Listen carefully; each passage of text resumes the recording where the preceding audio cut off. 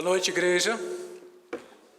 Que a graça, a paz, o amor e a misericórdia do Senhor estejam presentes no nosso coração nesta noite. Na casa do Senhor, nós estamos em culto solene. Nós estamos felizes por este dia tão bonito que o Senhor nos tem dado e por essa noite que já também nos abriga. Graças a Deus por tudo isso. Felizes por mais uma semana que o Senhor nos tem dado. Felizes porque temos já participado do culto, adorado, bendito o nome do Senhor, e agora teremos o principal. O culto reformado gira em torno da palavra do Senhor, a centralidade da exposição da palavra do Senhor. Eu quero convidar você a abrir sua Bíblia em Mateus, capítulo de número 5, versículos 14 a 16. Mateus, capítulo 5, versículos 14 a 16.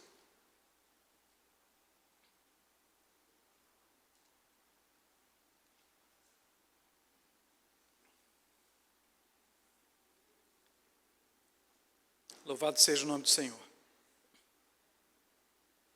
A palavra do Senhor que diz assim: Vós sois a luz do mundo. Não se pode esconder a cidade edificada sobre um monte, nem se acende uma candeia para colocá-la debaixo do alqueire, mas no velador, e alumia a todos os que se encontram na casa.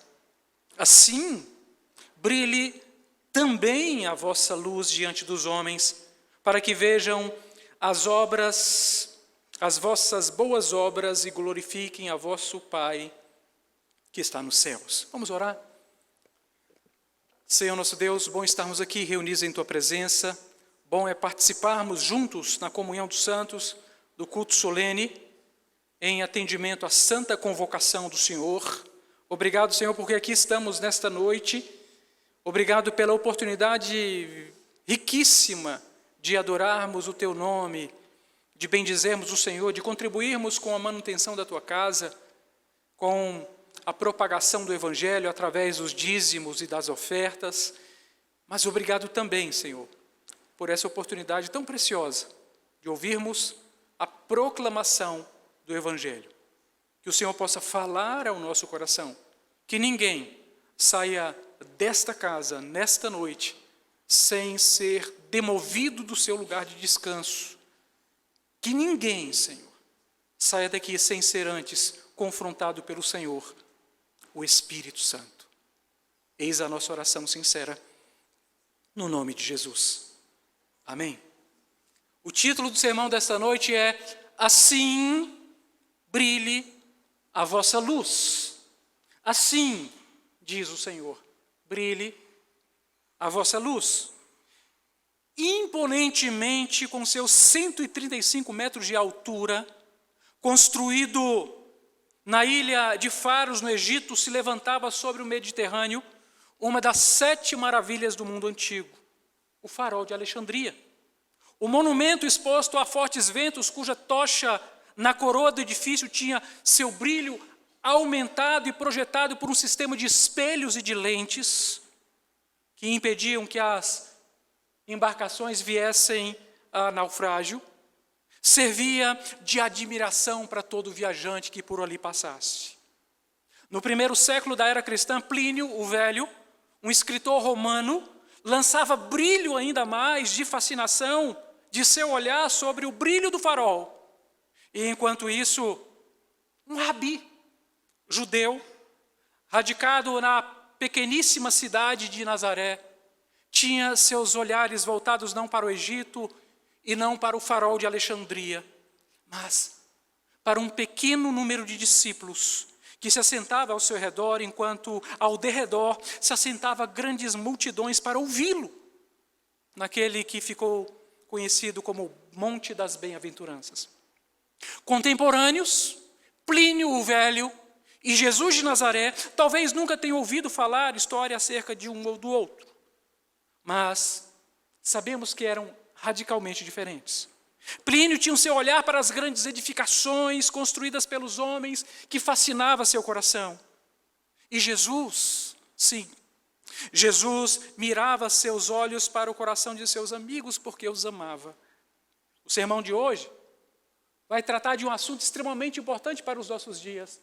Hoje falaremos sobre ética. Sim, sobre a ética cristã, a ética do reino de Deus, a ética de Cristo. Talvez alguém possa perguntar de forma exordial nessa noite: pastor, o que é ética? A palavra ética, ela deriva de um vocábulo grego ethos, que inicialmente significava morada ou lugar seguro. O que era o ethos? O ethos era um cercado onde as famílias, naquela ocasião agropastoris, guardavam seus pequenos rebanhos, ovinos e caprinos, ou seja, os bens que representavam os valores que a família possuía. Tudo que eles tinham de valor estava ali no ethos, guardado, cercado, para que animais outros não viessem e os atacassem, assim acabasse com o que possuíam. Dali, do ethos, de seus rebanhos, eles tiravam o leite, a lã, a carne para a subsistência da família, por isso eram tão importantes. Eram, de fato, os valores da família. Mas, com o passar do tempo, a palavra ethos tomou uma outra dimensão e passou a significar, da origem à palavra ética, que significa o estudo do caráter.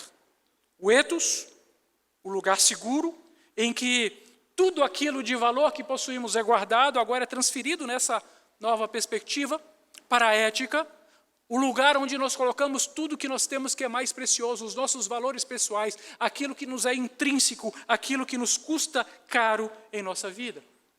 Então, o que é ética, pastor? Ética é o conjunto de valores que formam o caráter de um indivíduo, o caráter de uma sociedade, de uma nação, o caráter de uma classe de profissionais, por exemplo. Isso também é ética. Mas não confundamos ética com moral, porque enquanto a ética apresenta valores permanentes, a moral vai se apoiar nos costumes de uma época, de uma região, e aquilo que pode ser moral para uma sociedade, para outra pode não ser. Aquilo que era moral em determinada época pode não ser em outra época. Mas ouçam, Jesus já havia falado sobre ética quando apresentou as bem-aventuranças logo no início de seu sermão, o Sermão do Monte que estamos a analisar. Ele apresentou as características do caráter do cristão, que são, em primeiro lugar, a humildade de espírito, em segundo lugar, a capacidade de chorar espiritualmente, terceiro, a capacidade de ser manso diante de um mundo tão hostil, quarto, a capacidade de ter fome e sede de justiça, 5, ser misericordioso, 6, de ser limpo de coração e, finalmente, de ser pacificador. Esse conjunto de valores formam o ethos cristão, o nosso lugar seguro, a nossa morada, a morada do nosso ser, onde nós guardamos tudo aquilo que nos é mais precioso, de acordo com o ensinamento do Senhor Jesus.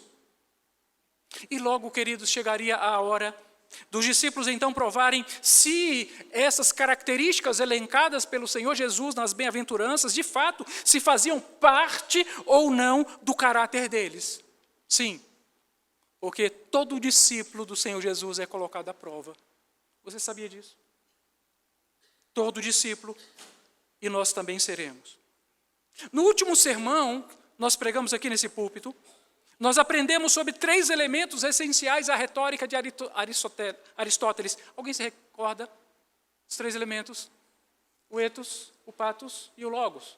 O ethos é o direito de ser ouvido. Tem tudo a ver com a ética. O pathos é o sentimento visceral, aquilo que há de mais profundo, aquele sentimento que houve em Cristo Jesus, que o fazia olhar para as multidões e se compadecer delas. E o logos era o verdadeiro evangelho, o verdadeiro conhecimento que só pode vir da pessoa maravilhosa de Cristo Jesus. É o corolário de todo conhecimento humano. É a própria palavra revelada, é o verbo vivo que se encarna. A ética cristã tem a ver com essas 3 coisas colocadas por Aristóteles. Tem a ver com o ethos, com o direito de ser ouvido, tem a ver com o pathos, com esse sentimento visceral que nos move a ter compaixão das pessoas e por isso pregar o evangelho, e tem a ver com o logos, com o conhecimento do próprio evangelho. A ética cristã é o encontro dessas três coisas. Então a palavra que é pregada é sentida por quem prega de fato sendo cristão, ele se importa com o outro, ele coloca o seu coração, o seu sentimento na pregação e, sobretudo, ele vive cada palavra que prega, ou pelo menos busca viver. Jesus resumiu essas três coisas, o ethos, o pathos e o logos, em duas expressões apenas: o sal e a luz. O sal que influencia vai representar a ética, o direito de ser ouvido e o verdadeiro sentimento. Isso é o sal. As pessoas vão olhar para o nosso comportamento e vão se sentir influenciadas e vão buscar de alguma forma querer conhecer aquilo que nos move. E a luz é o próprio Logos, é a própria pessoa de Cristo. Quando Cristo olha para os seus discípulos e dizem: vocês são a luz do mundo, quer dizer que essa luz não era a luz própria dos discípulos, não, mas o próprio Jesus que habitava em seus corações. E assim, os discípulos funcionavam como refletores da verdadeira luz, o Senhor Jesus. No sermão de hoje, veremos que o Senhor Jesus apresenta um teste para os discípulos. Depois de expor o caráter do cristão, as características, os valores que permeiam, que vivem, que moram nesse lugar seguro chamado ethos do cristão, ele agora vai apresentar esse teste. E qual teste? Ele vai dizer assim: brilhe também a vossa luz. Você só vai saber se de fato é um crente em Cristo Jesus verdadeiro se essa luz brilhar em você. Se não brilhar, me desculpe, algo está errado. O ensino de Cristo de hoje nos apresenta a distinção entre o cristão verdadeiro e o cristão falso. A distinção entre o cristão real e o cristão impostor. O cristão verdadeiro e real chamaremos de cristão autêntico no sermão de hoje. E o cristão falso e impostor chamaremos de cristão formal. Vamos começar então pelo negativo. Vamos ao cristão formal. O Senhor disse, repetindo: vós sois a luz do mundo, não se pode esconder a cidade edificada sobre o monte, nem se acende uma candeia para colocá-la debaixo do alqueire, mas o velador, e alumia a todos os que se encontram na casa. Mas a pergunta é: o que vem a ser o cristão formal?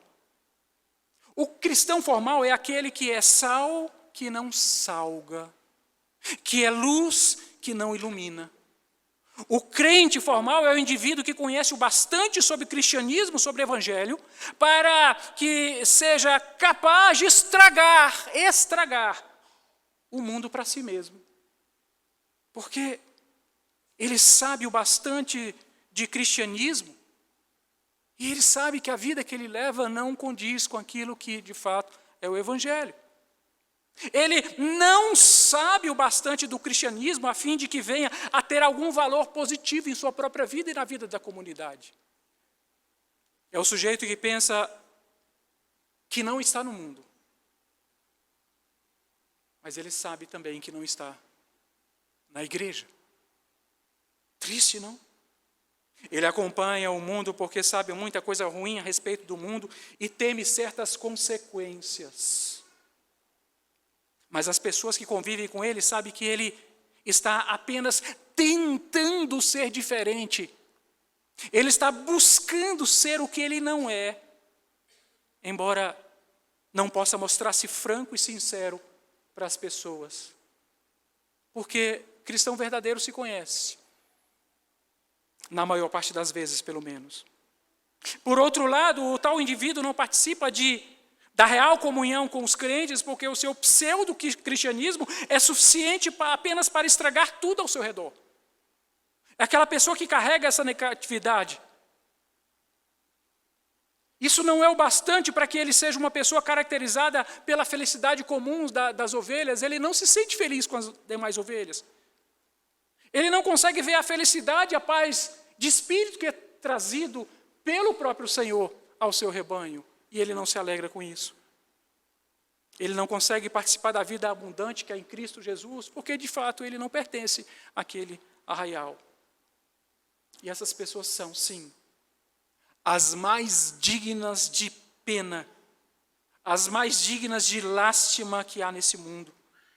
E o nosso Senhor certamente assegura que são as pessoas mais inúteis para o Evangelho. São os chamados cristãos nem funcionam como indivíduos mundanos e nem funcionam como crentes. Eles estão no meio do caminho. São pessoas que não são luz e não são sal. Se são luz que não ilumina. Se são sal que não tem sabor. Portanto, que valor teriam? Queridos, o que Jesus está dizendo para nós hoje? Que há no nosso meio certos indivíduos, por assim dizer, que são rejeitados pelo mundo e também acabam por ser rejeitados pela igreja, pelo menos no dia do juízo. Se ainda estão na igreja, é porque a igreja apenas o suporta, porque Jesus disse que o joio estaria no meio do trigo. Palavra do Senhor. E eles não podem ainda ser removidos. Tais indivíduos estão perdendo o mundo e já perderam o céu. Isso tem que chocar o nosso coração, no íntimo, no mais profundo do tribunal que há no seu coração, no fórum íntimo de cada um. Eles se sentem desse jeito, como estranhos fora no ninho. As outras pessoas também se sentem desse jeito acerca deles, porque são os tais indivíduos os quais sempre existe uma barreira em torno de si. Em certo sentido, estão mais fora do que aquela pessoa que está inteiramente fora da igreja, aquela pessoa mundana, que jamais se declara cristã, porque sabe que não é, mas esse indivíduo se declara. Triste, não? Mas é a realidade. Não há nada mais patético, não há nada mais trágico que a vida de um cristão formal. Não. O ensino de Cristo é que tais pessoas finalmente ficarão do lado de fora. O ensino de Cristo, ele expressa, pelo menos em 2 parábolas, no mínimo, em Mateus capítulo 25, a parábola das 10 virgens, onde as 5 virgens imprudentes ficarão fora. Não tem lugar para elas. Fora das bodas, fora da presença do noivo, porque não possuíam azeite. E você não pode exigir de uma pessoa aquilo que a pessoa não tem. A segunda é a parábola dos talentos, onde ficarão fora os servos maus, infiéis, improdutivos. Fora, diz Jesus na parábola, lançados nas trevas exteriores, onde haverá choro e ranger de dentes.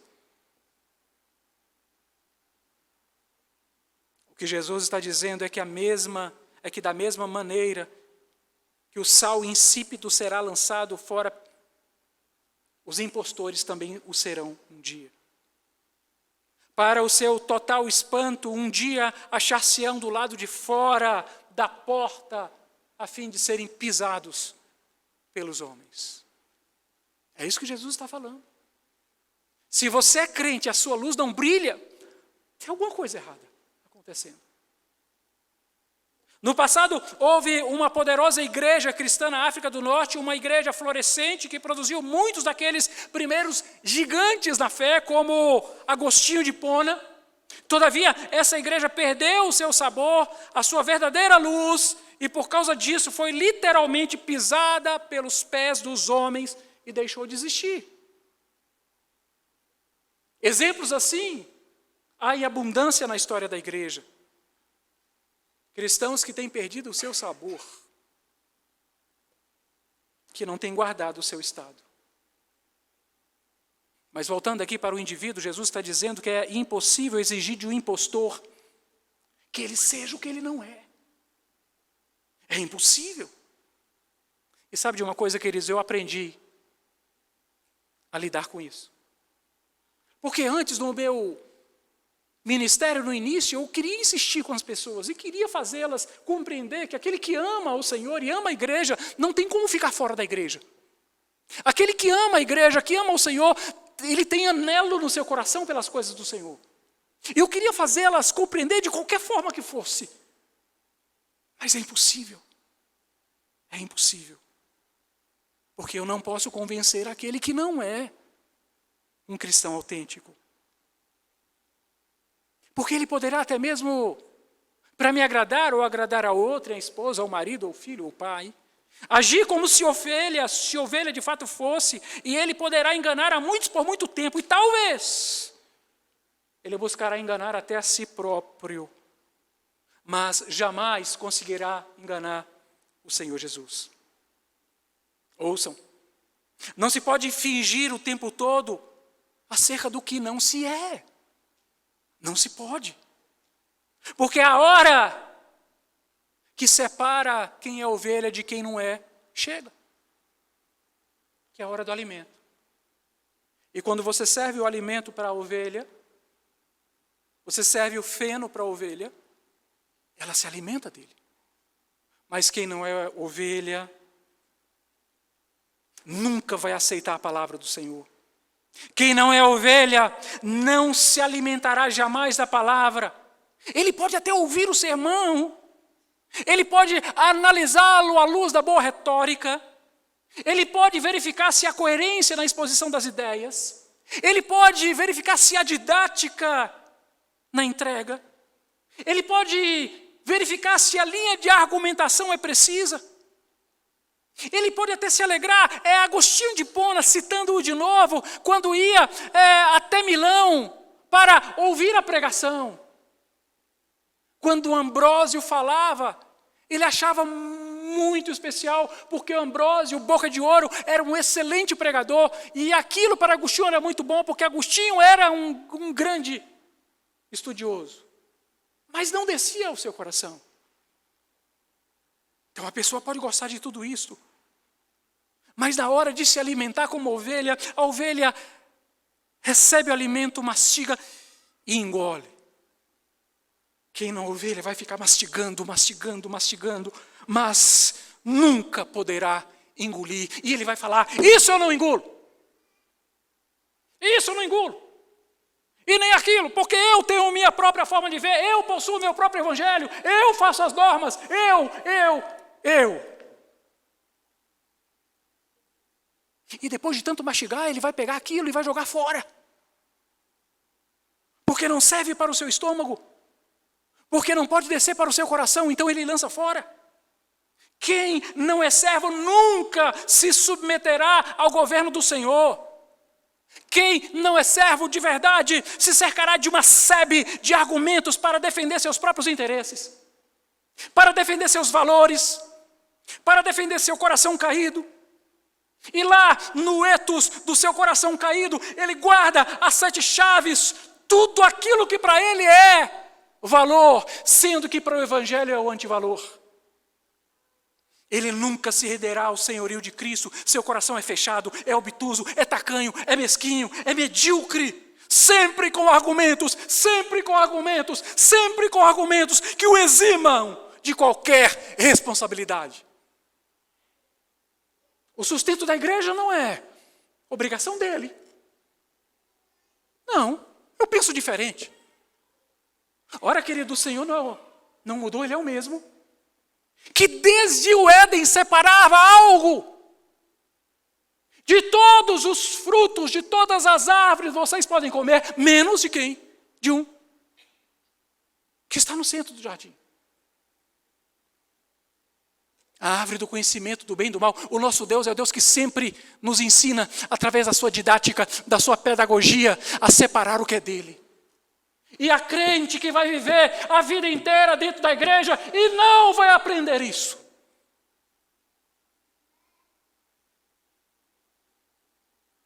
Porque o seu ethos está com seus valores pessoais.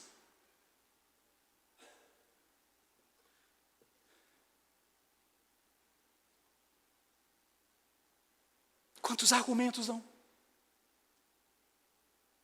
Para justificar a própria falta diante do Criador. Quantas queixas? De que se queixa o homem? Você concorda comigo, querido? Olha para o seu coração e veja o que há lá.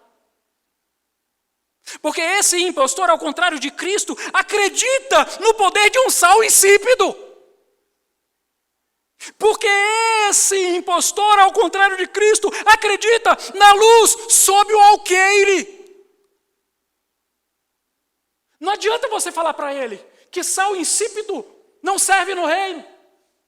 Não adianta você falar para ele que luz embaixo do alqueire não serve para o reino. Aliás, ele teceu o seu próprio alqueire para lá, embaixo, colocar a sua vela acesa, com seus próprios valores e pressupostos. Você sabe o que é alqueire? Alqueire era um cesto usado para a medição de cereais. Então esse impostor que teceu o seu próprio alqueire, lá ele quer projetar a sua luz, ele quer brilhar da forma dele, não é da forma de Cristo não. Ele se esqueceu que o mestre disse assim: brilhe também a vossa luz. Não é do jeito que eu quero. Ouçam. Por favor, não se engane. O impostor tem o seu próprio evangelho. Porque o evangelho de Jesus Cristo não serve para ele. E isso é muito triste. E não foi para tais pessoas que o Senhor disse: vós sois a luz do mundo. Não. Se, olhando para o nosso próprio coração caído, se descobrirmos em nós mesmos a tendência de esconder a luz debaixo de um alqueire, se, ao olharmos para o nosso próprio coração caído, descobrirmos que nós temos a tendência de buscar sermos sal insípido, então precisamos urgentemente começar a nos examinar a fim de nos certificar se realmente somos filhos de Deus. Segundo, o cristão autêntico. Eu peço a licença para mais uma vez ler o texto. Vós sois a luz do mundo. Não, diz Jesus, não se pode esconder a cidade edificada sobre um monte, nem se acende uma candeia para colocá-la debaixo do alqueire, mas do velador, e alumia todos que se encontram na casa. Assim, brilhe também a vossa luz diante dos homens, para que vejam as vossas boas obras e glorifiquem a vosso Pai que está nos céus. O que Jesus está dizendo aqui é que é impossível impedir algo de exibir a sua essência. Se você abrir um frasco de perfume e deixar que um pouco se espalhe sobre a sua mão, todos ao redor vão sentir, porque a essência do perfume é aquela. E Jesus está dizendo que o cristão é exatamente assim, ele é o que é. O cristão verdadeiro, ele possui essência, e a sua essência é conhecida, e o nome dessa essência é luz, diz o Senhor Jesus. Nós falamos há pouco do capítulo 25 de Mateus, deixem-me retornar a ele, no versículo 31 em diante. Acompanhem comigo a leitura, por favor. Mateus, capítulo 25, versículo 31.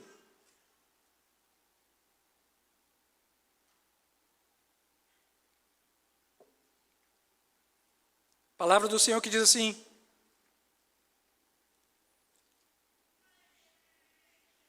quando vier o Filho do Homem na sua majestade, e todos os anjos com ele, então se assentará no trono da sua glória, e todas as nações reunidas em sua presença, e ele separará uns dos outros, como o pastor que separa dos cabritos as ovelhas. E porá as ovelhas à sua direita, mas os cabritos à esquerda.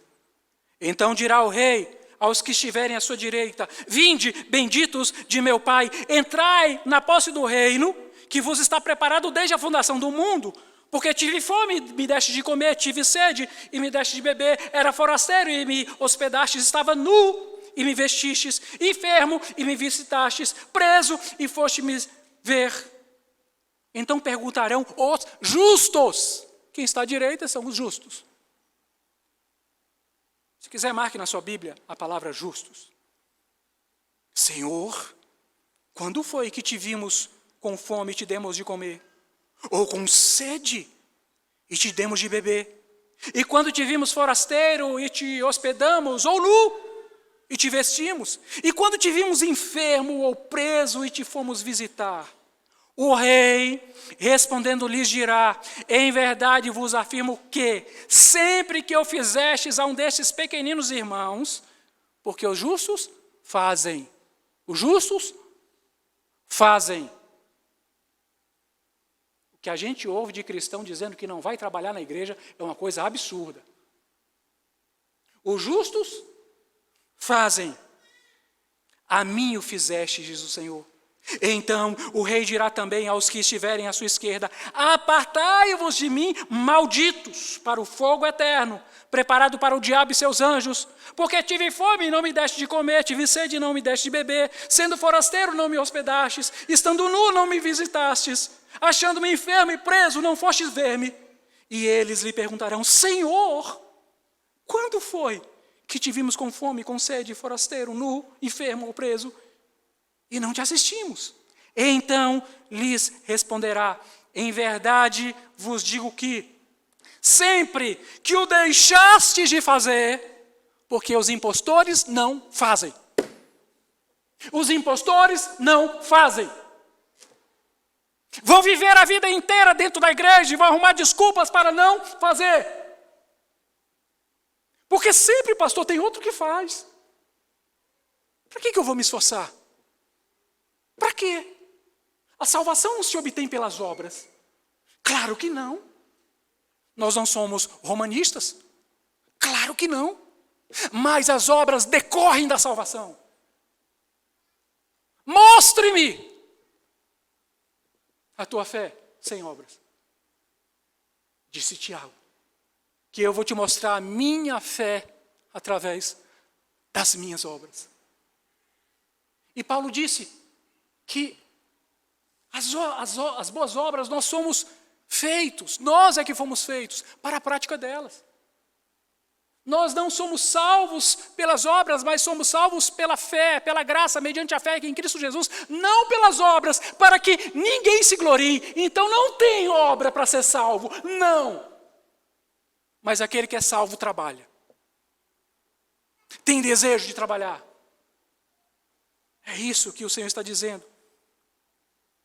Sempre que o deixaste de fazer a um destes mais pequeninos, a mim o fizeste, deixaste de fazer.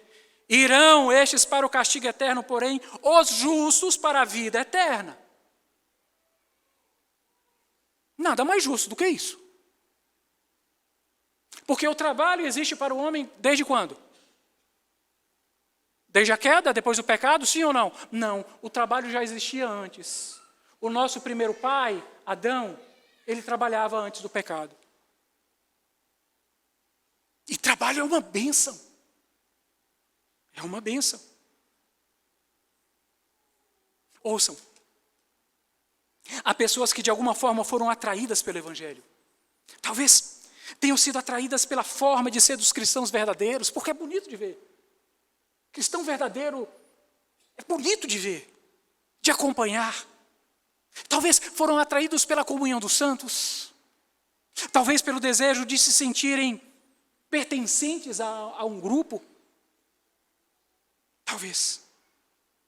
Mas sentimentos assim fazem as pessoas se juntarem às mais estranhas e fanáticas seitas. Então não é o que você sente, não é o que eu sinto que tem que me atrair. Sentimentos de pertencimento fazem pessoas se tornarem religiosas fanáticas. Alguns sendo capazes de praticar o suicídio coletivo ou de levar outrem à prática do suicídio coletivo. Então não é o que eu sinto. Ouçam, grandes mentes têm o condão, muitas vezes, de atrair pessoas em torno de si. Não foi assim com os grandes luminares do passado? As suas mentes brilhantes, a fala, a retórica, o discurso atraía pessoas. Mas não é assim no Evangelho. Porque o verdadeiro cristão, ele é atraído pela pessoa de Cristo.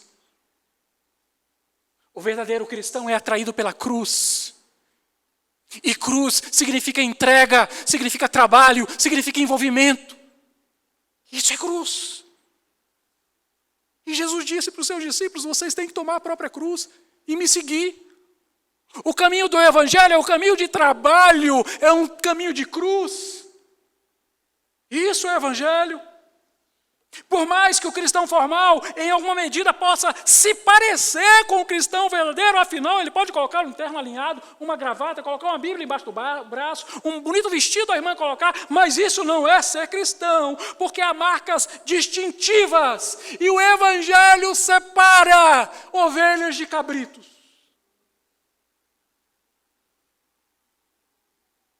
A hora de comer chegou. Você está comendo?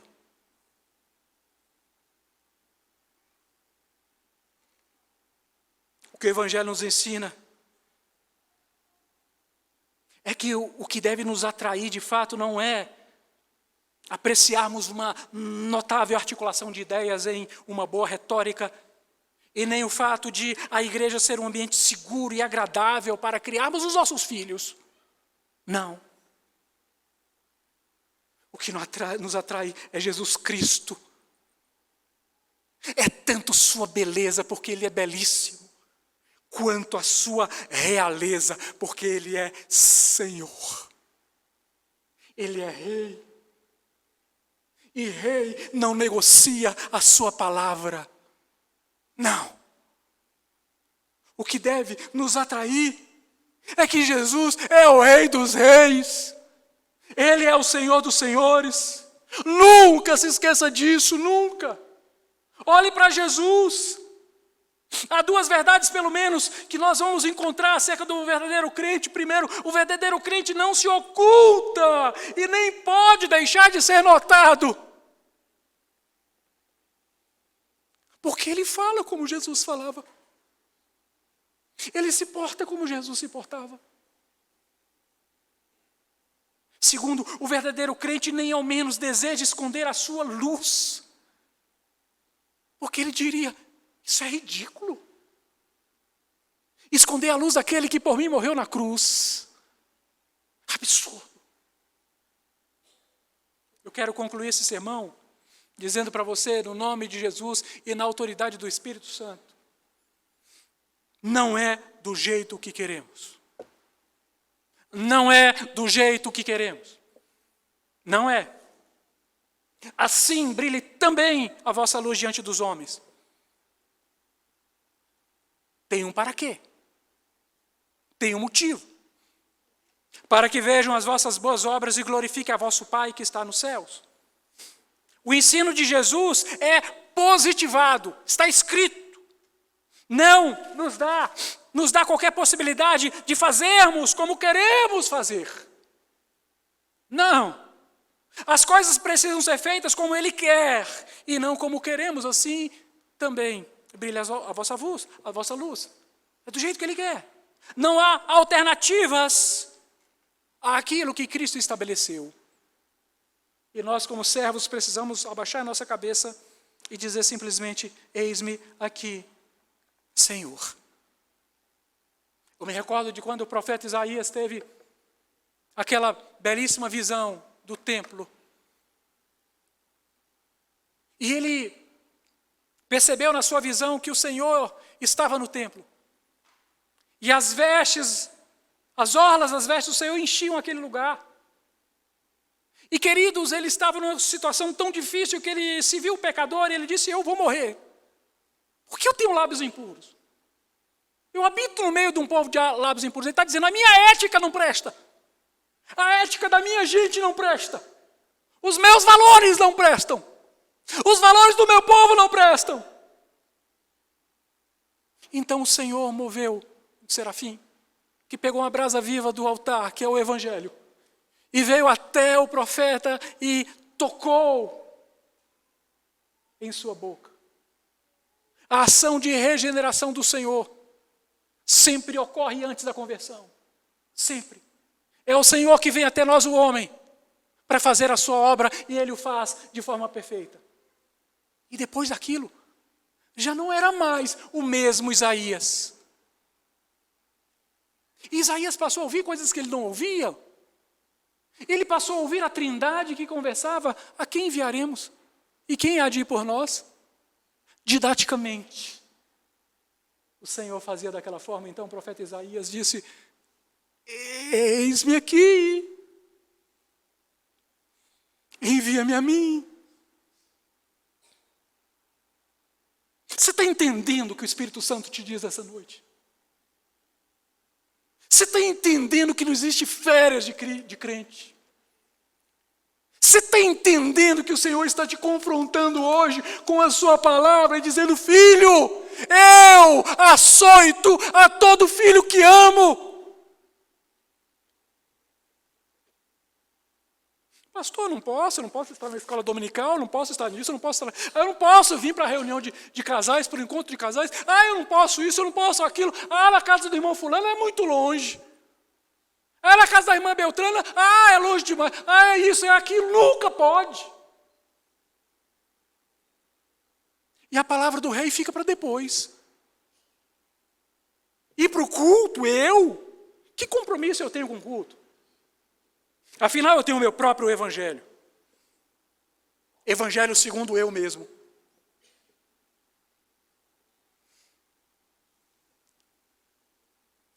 Não há nenhuma possibilidade de um verdadeiro cristão ser insípido, ou de portar uma luz que não brilhe. É um impostor. Segue-se daí que precisamos fazer essas coisas de maneira tal que levemos outros a glorificar a Deus, a se ufanarem no Senhor e não em si mesmos, a se dedicarem a Ele, assim brilhe também a vossa luz diante dos homens, Pastor, não gosto de fazer nada que eu não gosto de ser visto. Não. Engraçado, né? Alguém tem que fazer. Senão as coisas não acontecem. Não peça para outro, porque eu não gosto de ser visto. Eu sou assim, sabe, pastor? Impostor. Desculpe-me. Usa essa palavra tão difícil. E um pregador nunca deve pedir desculpa porque fala em nome do Senhor. Mas a verdade é impostor. Impostor. Não somente o crente deve glorificar a seu Pai Celeste, mas também deve fazê-lo de maneira que as outras pessoas também queiram glorificar a esse Deus. E isso, por sua vez, conduz-nos ao fato de que, em vista de sermos crentes autênticos, devemos sentir no coração profunda tristeza, um profundo lamento em ver as pessoas caminhando para o inferno, que jazem nas trevas, em total poluição moral. Em outras palavras, quanto mais nos envolvemos com a pessoa de Cristo e com a sua obra, mais manifesta é a vida de Jesus na nossa vida. É isto. É isso que Jesus está dizendo. O Senhor sentia profunda compaixão pelas multidões. E se o Senhor sentia, nós não sentiremos. O Senhor via as ovelhas como um rebanho sem pastor. Se o Senhor as via assim, nós não as veremos. O Senhor se importava com a sua igreja, mas se importava tanto, mas tanto, ao ponto de entregar a própria vida por amor dela. Nós não. Isso é coisa de Jesus.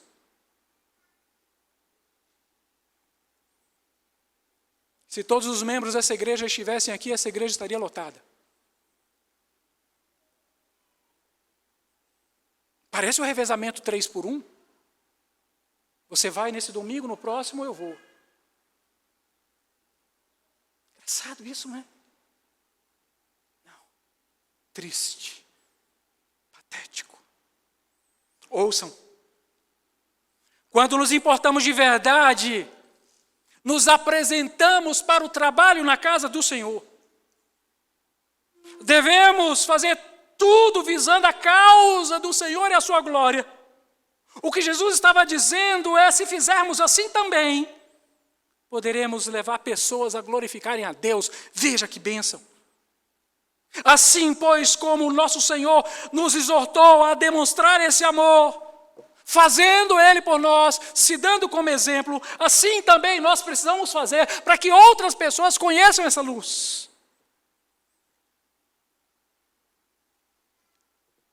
Seria ridículo o Senhor dizer: filho, acende a vela, e agora coloca embaixo do velador, embaixo do alqueire.